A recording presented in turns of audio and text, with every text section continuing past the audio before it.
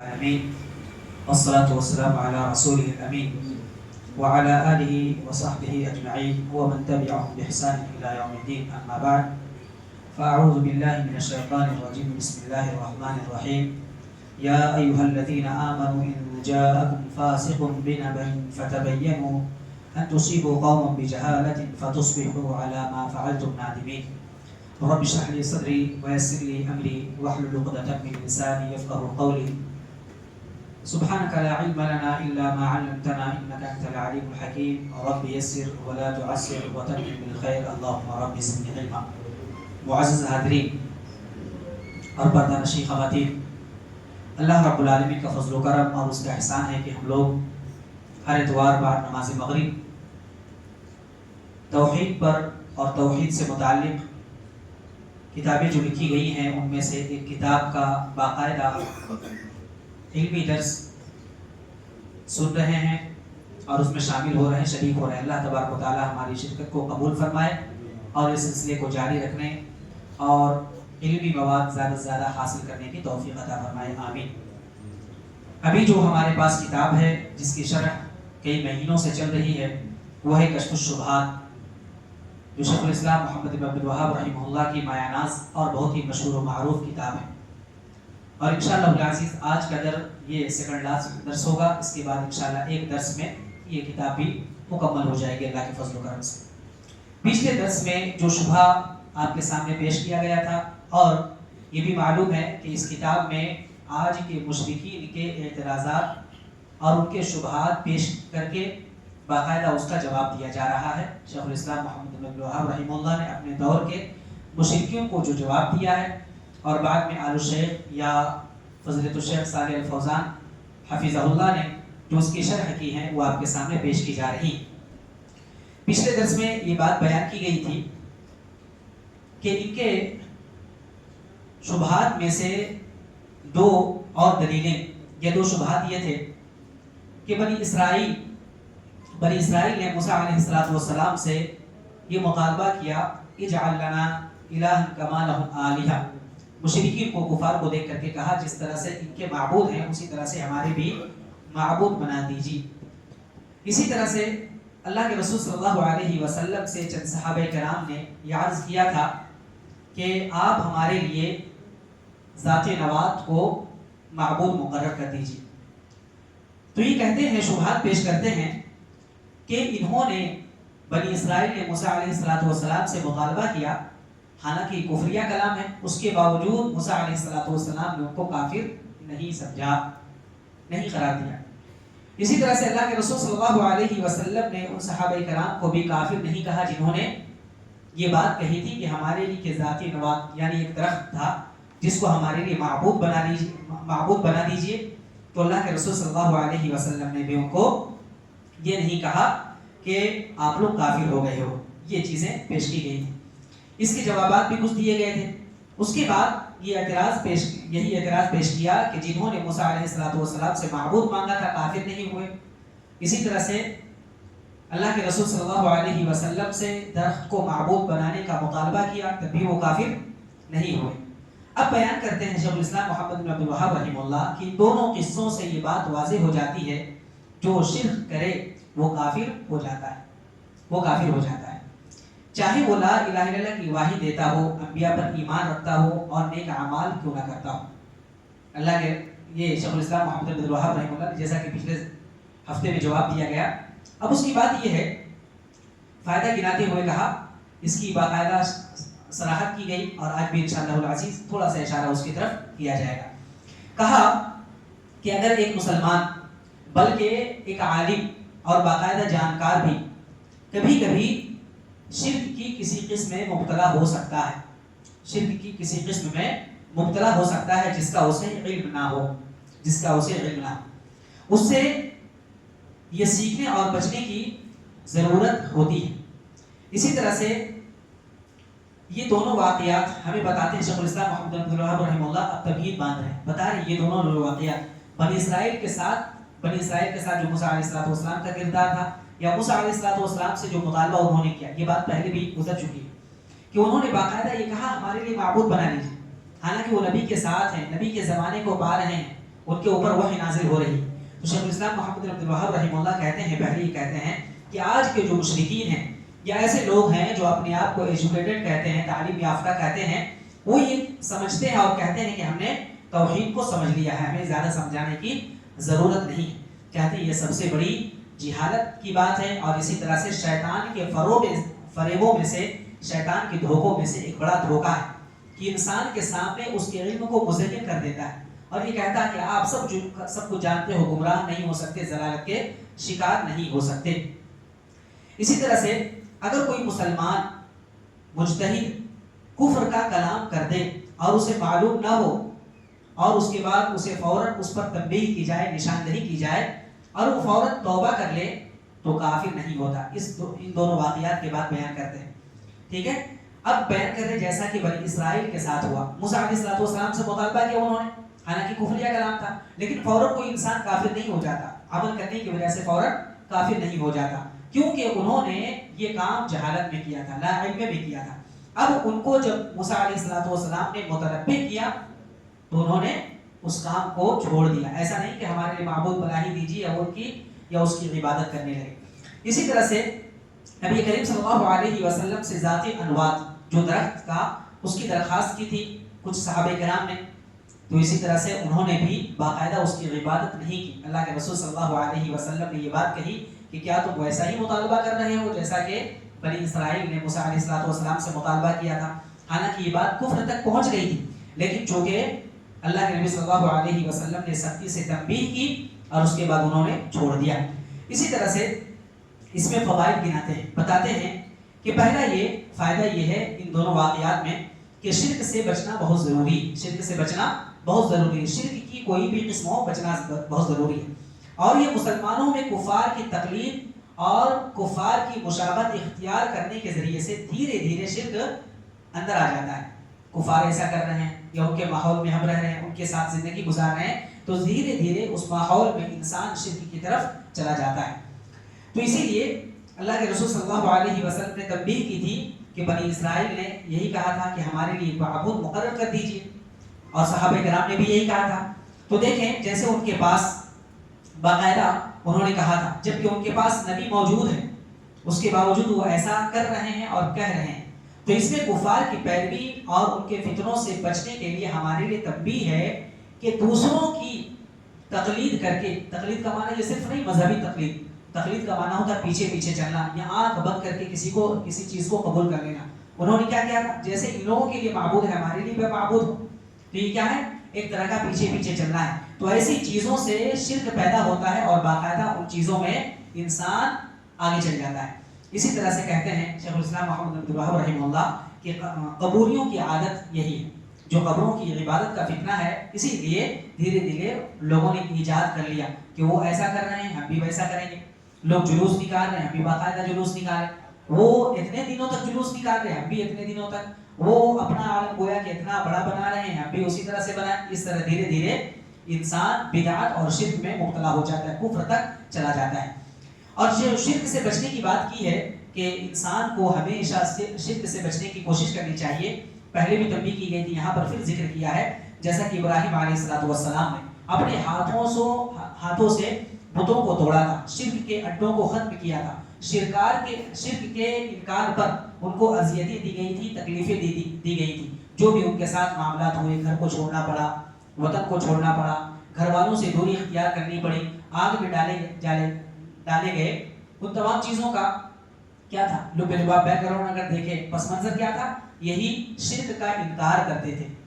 اور غیر معبود کو معبود ماننے سے انکار کرتے تھے. اللہ رب العالمین کی توحید کا وہ اقرار کرتے تھے اسی لیے، لیکن اس کے باوجود کیا کہتے ہیں، وَجُنُوبْنِي وَبَنِيَّ أَن نَعْبُدَ الْأَصْنَامَ، اے اللہ مجھے اور میری اولاد کو بتوں کی عبادت سے بچا. یہ بات میں نے کئی بار بتائی ہے اور علماء کرام اپنے دروس میں، توحید کے دروس میں بار بار اس کو ذکر کرتے ہیں کہ ابراہیم بن ادھم ایک تابعی ہے، وہ کہتے ہیں من یأمن بعدک یا ابراہیم، ابراہیم علیہ السلام آپ کو جب شرک سے بچنے کی اتنی فکر ہے تو آپ کے بعد کون شرک سے مامون اور محفوظ رہ سکتا ہے. گویا کہ دعا بھی کرنی چاہیے اور اس کے لیے اسباب بھی اختیار کرنے چاہیے.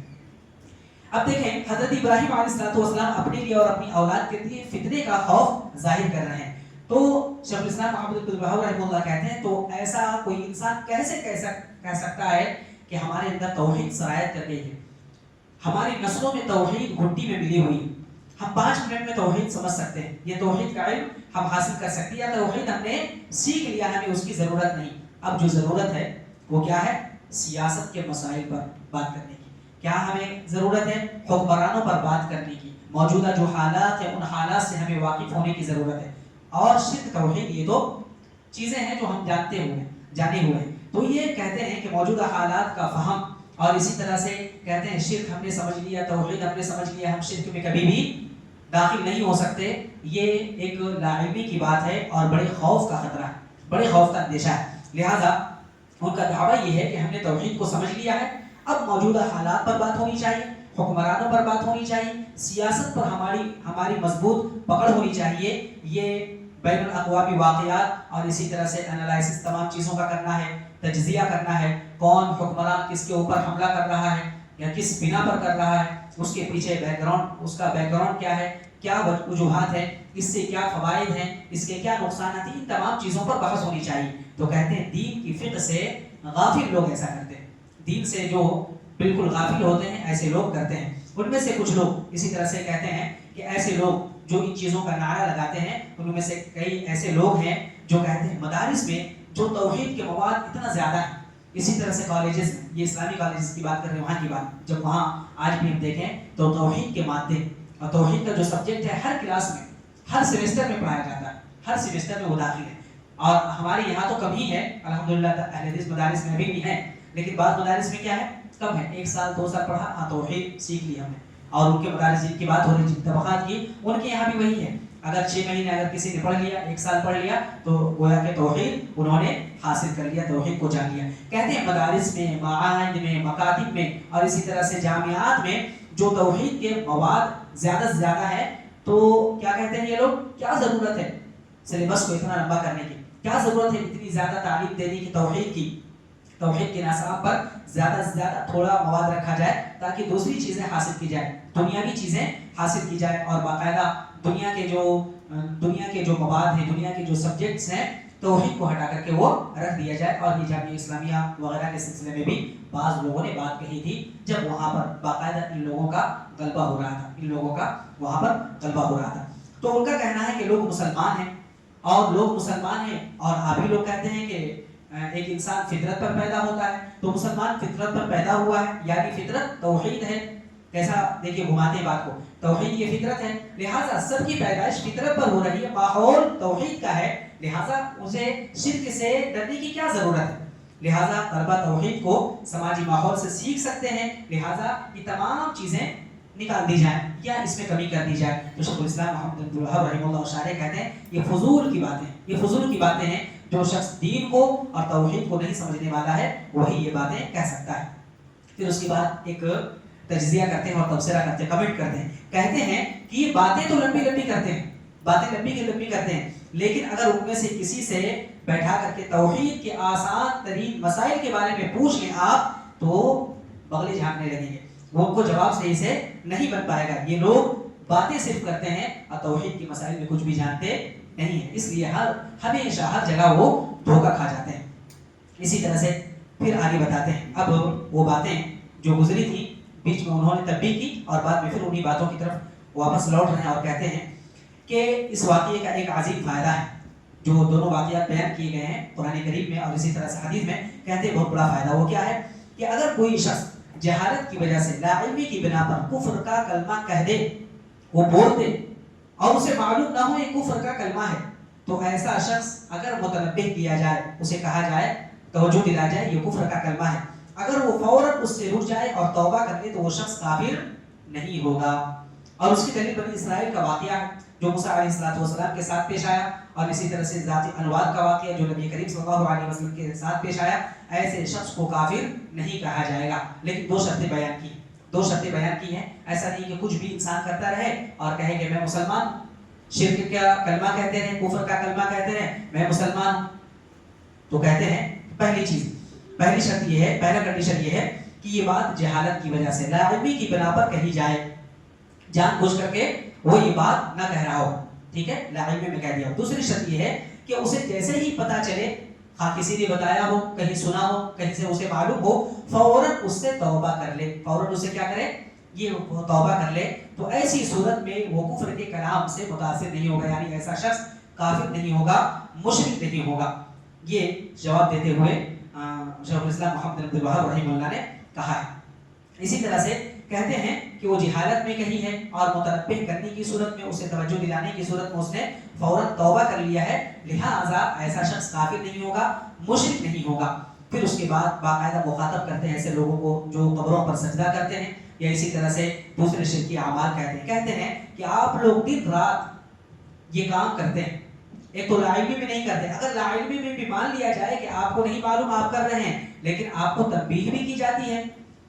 قبروں کا سجدہ حرام ہے، باقاعدہ دلائل دیے جاتے ہیں، اس کے بعد پھر بھی آپ لوگ قبروں پر جا کر کے سجدہ کرتے ہیں، نیک لوگوں کو پکارتے ہیں، اور ان چیزوں پر اپنے آپ پر فخر بھی کرتے ہیں، اور باقاعدہ کہتے ہیں اگر کوئی جنت میں جائے گا تو یہی قبروں سے مانگنے والے یا اولیاء اللہ سے تعلق قائم کرنے والے جائیں گے، باقاعدہ ضد بھی اس پر کرتے ہیں۔ تو یہ شیخ الاسلام محمد بن عبد الوہاب رحمہ اللہ کہتے ہیں یہ آپ لوگوں کی جو بات ہے وہ لا علمی میں نہیں ہے۔ اور اسی طرح سے بنی اسرائیل کے ساتھ جو واقعہ پیش آیا یا صحابہ کرام کے ساتھ جو پیش آیا، آپ لوگوں کا حال اس سے بالکل الگ ہے۔ اسی طرح سے یہ بات کہتے ہیں،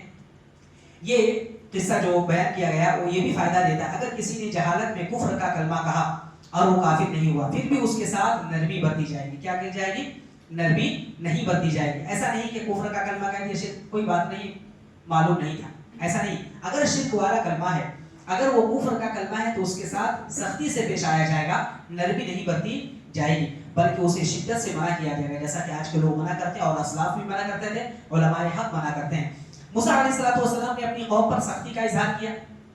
یہ کہا کہ تم لوگ شرک اور کفر والا کام کر رہے ہو، ویسا مطالبہ کریں، اور نبی کریم صلی اللہ علیہ وسلم نے بھی بڑی سختی کے ساتھ صحابہ کرام کو تنبیہ کی اور زجر و توبیخ کی، ڈانٹا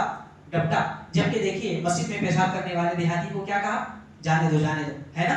جبکہ وہ چیز زیادہ برانگیختہ کرنے والی ہے۔ آج کا حال بالکل اسی طرح سے، فروعی چیزوں میں بالکل ہم سڑکوں پر نکل جاتے ہیں اور باقاعدہ ان چیزوں پر ہم کسی سے کوئی سمجھوتا نہیں کرتے، کمپرمائز نہیں کرتے ان چیزوں میں، چھوٹی چھوٹی چیزوں میں، کیسے مسجد کی تم نے مینار توڑ دی، کیسے اذان تم نے مائک میں دینا بند کر دیا، اس کے لیے باقاعدہ احتجاج اور یہ پروٹیسٹ وغیرہ کیے جاتے ہیں۔ لیکن وہی توحید کی بات آ جاتی ہے تو نہ سمجھنے کی وجہ سے توحید کے لیے کوئی انسان کھڑا نہیں ہوتا یا اسی طرح سے اس کے لیے آواز بلند نہیں کرتا۔ تو یہ بات بتاتے ہیں کہ انہی چیزوں سے معلوم ہوتا ہے کہ ہم توحید کے سلسلے میں کتنی زیادہ سمجھدار ہیں۔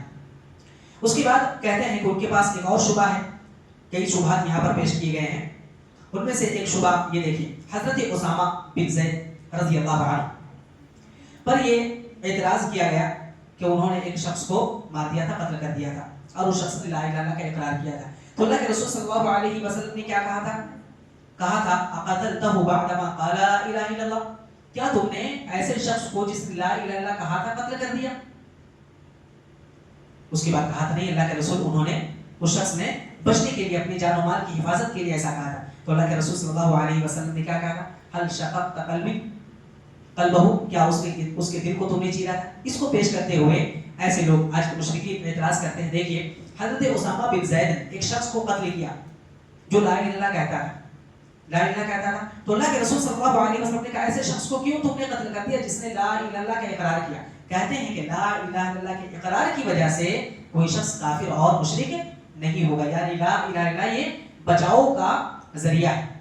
تو پھر ہم جب لا الہ الا اللہ کہتے ہیں، گرچہ ہمارے کچھ اعمال ایسے ہیں جو آپ کو نہیں سمجھ میں آتے، تو ان کی وجہ سے آپ ہمیں شرک اور کفر والا قرار کیوں دیتے ہیں، مشرک اور کافر کیوں کہتے ہیں؟ تو اس کا بھی جواب دیا گیا ہے، وہ یہ کہ دیکھیے رسول اللہ صلی اللہ علیہ، اسی طرح سے اور ایک شبہ ہے کہ یہودیوں سے انہوں نے لڑائی کی، اللہ کے رسول صلی اللہ علیہ وسلم انہوں نے بھی اللہ کا اقرار کیا تھا۔ تو یہاں پر دیکھیں بتا رہے ہیں کہ اسامہ رضی اللہ عنہ کے واقعے میں ایک شخص کو جو قتل کیا گیا وہ اسلام کا دعویٰ کر رہا تھا، ٹھیک ہے، کیونکہ اس نے سمجھا، اسامہ بن زید رضی اللہ عنہ نے سمجھا تھا کہ وہ اپنی جان اور مال کی حفاظت کے لیے ایسا کر رہا ہے۔ جب ایک شخص اسلام کا اظہار کرے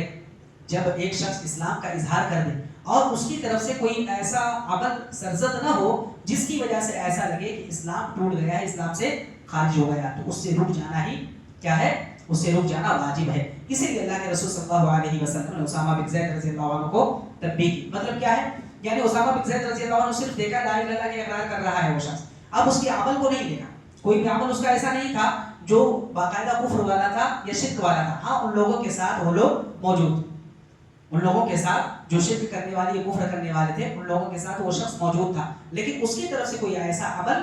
کوئی ایسا ریئیکشن نہیں دیکھنے کو ملا تھا۔ تو اللہ کے رسول صلی اللہ علیہ وسلم نے کہا کہ جس نے لا الہ الا اللہ کا اقرار کیا یعنی ظاہر میں وہ کیا ہے، مسلمان ہے، لہٰذا ایسے شخص کو قتل نہیں کرنا چاہیے تھا۔ اور اسی لیے اللہ سبحانہ و تعالیٰ نے بھی فرمایا، ایسے وقت میں نازل بھی ہوئی آیت یا ایھا الذین آمنوا اذا ضربتم فی سبیل اللہ فتبینوا، کہ جب تم زمین پر سفر کرو تو کیا کرو، تحقیق کر لیا کرو، تحقیق کر لیا کرو۔ اس سے علماء نے استدلال کیا ہے اور شیخ الاسلام محمد بن عبد الوہاب رحمہ اللہ نے بھی بڑی زبردست اس سے استدلال کیا۔ وہ کیا ہے، دیکھو اللہ رب العالمین کا سفر پر جب تم جاؤ اور کوئی لا الہ الا اللہ کا اقرار کرے تو کیا کرو تم، فتبینوا، پہلے تحقیق کر لو، یعنی مارنے سے پہلے تم کو ایسا لگ رہا ہے کہ اپنی جان اپنی مال کی حفاظت کے لیے وہ ایسا شخص کر رہا ہے تو تحقیق کر لو۔ کہہ رہے ہیں کہ اگر لا الہ الا اللہ کے اقرار پر، صرف لا الہ الا اللہ کے کہہ دینے پر جان و مال کی حفاظت اگر مل جاتی تو فتبینوا کا کوئی مطلب ہی نہیں رہ جاتا۔ تحقیق کرنے کا کیا مطلب ہے، تحقیق کرنے کا مطلب ہی یہی ہے کہ اس کے اعمال کو دیکھ لو، اس کے اعمال کو دیکھ لو واقعی وہ مسلمانوں والا عمل کر رہا ہے یا نہیں۔ تو اس سے استدلال کیا ہے مؤلف رحمہ اللہ نے۔ اسی طرح اسلام کے خلاف اگر کوئی چیز ظاہر ہو جائے تب اسے قتل کیا جائے گا، اسے قتل کیا جائے گا، کیونکہ فتبینوا میں یہی چیز ہے۔ اگر صرف لا الہ الا اللہ کے کہنے پر قتل نہیں کیا جاتا، کہیں نہیں کیا جاتا تو تحقیق کا کوئی مطلب یہاں پر نہیں رہ جاتا۔ اسی طرح سے اسامہ بن زید رضی اللہ عنہ کے سلسلے میں یہ بات جو کی تھی میں نے بہت ہی مختصر انداز میں آپ کے سامنے رکھ دی ہے۔ اب جو لوگ یہ اعتراضات کرتے ہیں، باقاعدہ ہم لوگ لا الہ الا اللہ کا اقرار کرتے ہیں اور ہمارے اعمال کچھ ایسے ہیں جو آپ کو نہیں سمجھ میں آتے، تو ان تمام واقعات سے بالکل یہ بات سمجھ میں آ جاتی ہے کہ ایسے لوگ جو شرک والا کام کرتے ہیں، کفر والا کام کرتے ہیں اور بتانے پر بھی علم ہونے کے باوجود بھی اس سے توبہ نہیں کرتے، نہیں رکتے، تو ایسے لوگوں کے کلام یا ایسے لوگوں کے اعمال پر ہم توحید کا لیبل نہیں لگا سکتے، توحید کا لیبل نہیں لگا سکتے۔ اس کے بعد مؤلف رحمہ اللہ نے کئی چیزیں یہاں پر تقریباً 6-7 چیزیں یہاں پر پیش کی ہیں، انشاءاللہ العزیز وہ چیزیں، اور بالکل اخیر میں جو شیخ الاسلام محمد بن عبد الوہاب رحمہ اللہ نے ذکر کی ہے، جو چیزیں آخر میں ذکر کی ہے کہ کیا ہمارے لیے ضروری ہے، اور اسی طرح سے آج کے دور میں جو آخری شبہ پایا جاتا ہے ان چیزوں کے سلسلے میں جو چیزیں ہم ان سے کہیں گے یا ان سے باقاعدہ ہم سوال کریں گے یا انہیں جواب دیں گے، یا اسی طرح سے کچھ اعتراضات ہے کہ کہیں پر مثال کے طور پر قرآن میں ہی یا کہیں پر حدیثوں میں ایسا آیا ہے کہ بعض لوگوں سے شفاعت کا ذکر ملتا ہے، تو یہ بات اخیر میں جو شروع میں بھی کہی گئی تھی کہ اللہ کے رسول صلی اللہ علیہ وسلم سے باقاعدہ شفاعت طلب کرتے ہیں، تو ایسی چیزیں قرآن نے بھی ذکر کیا ہے اور حدیث نے بھی ذکر کیا ہے کہ ہاں دوسروں سے شفاعت طلب کر سکتے ہیں۔ تو ایسے لوگ کہتے ہیں کہ جب ان سے ہم شفاعت طلب کر رہے ہیں اور باقاعدہ اللہ نے حکم دیا ہے اور اللہ کے رسول صلی اللہ علیہ وسلم کی حدیثوں میں بھی یہ چیزیں ذکر ہیں، تو پھر ان چیزوں کو کے کرنے سے ہمیں آپ مشرک یا کافر کیوں کہتے ہیں؟ ان چیزوں کا بالکل آخر میں شیخ الاسلام محمد بن عبد الوہاب رحمہ اللہ جواب دیں گے، اور انہی چیزوں کے ساتھ انشاءاللہ العزیز یہ کتاب بھی مکمل ہو جائے گی۔ اللہ تبارک و تعالیٰ سے دعا ہے رب کریم ہم تمام لوگوں کو شرک اور توحید کی باریکیوں کو سمجھنے اور اس کے جو اقسام ہیں ان کو اپنے سامنے رکھتے ہوئے اپنے معاشرے سے شرک اور بدعات کے خاتمے کے لیے جو کوششیں ہو سکتی ہیں رب العالمین ہم تمام لوگوں کو وہ کوششیں کرنے کی توفیق عطا فرمائے۔ اللہ تعالیٰ ہمیں توحید پر گامزن رکھے اور شرک کی پلیدگیوں سے غلاظت سے اللہ تعالیٰ ہمارے گھر والوں کی اور اسی طرح سے پورے معاشرے کی حفاظت فرمائے، آمین یا رب العالمین۔ سبحانک اللہم و بحمدک، اشہد ان لا الہ الا انت، استغفرک و اتوب الیک، وصلی اللہ علی النبی الکریم۔ السلام علیکم ورحمۃ اللہ وبرکاتہ۔